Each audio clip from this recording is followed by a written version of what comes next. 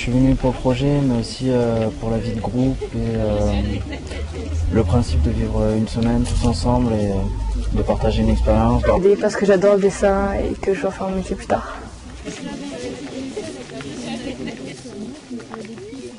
Donc les jeunes vont avoir l'occasion pendant une semaine de découvrir ce qu'est un parc naturel régional.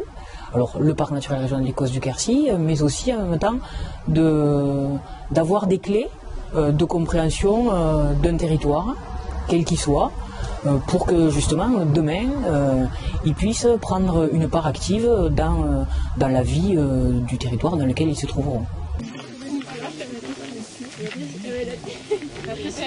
Le matin, on fait des randonnées, après on pique-nique, l'après-midi on travaille sur le scénario et on découvre les espaces, les lieux et les légendes. Et des fois aussi on rencontre des habitants qui nous expliquent qu'est-ce qui se passe, qu'est-ce qui s'était passé dans les lieux.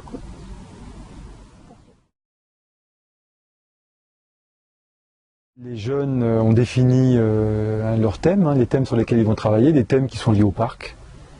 Et puis après on leur a demandé de choisir donc, pour le poème voilà, un personnage principal, le protagoniste, et de définir pour ce protagoniste et un objectif et un enjeu fort. Après, il faut quand même que cette histoire raconte quelque chose qui soit lié au parc. C'est tout l'enjeu là pour nous quand on anime et qu'on encadre. Le but c'est que les jeunes s'expriment sur le territoire du parc. Territoire qui sont, même s'ils y vivent pour une bonne partie, ils le connaissent finalement pas forcément, pas trop, hein, ils sont pas forcément allés très loin de chez eux. Et là ils le découvrent en faisant la BD aussi, en rencontrant, comme tout à l'heure on a rencontré des personnes qui nous ont, des locaux qui nous ont parlé de l'Occitan. Juste avant, un apiculteur. Et tout à l'heure, un monsieur va nous faire visiter une grotte, là, paraît-il, à Sénaillac, qui est sous la place. Alors, tout ça, les jeunes, ils s'en abreuvent, c'est en direct. Hein. Donc c'est un petit challenge aussi, quand même, d'écrire un scénario tout en effectuant un camp itinérant. Voilà, c'est ça.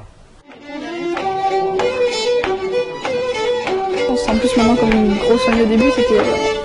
On était tous dans notre coin, lui je le connais, lui je le connais pas.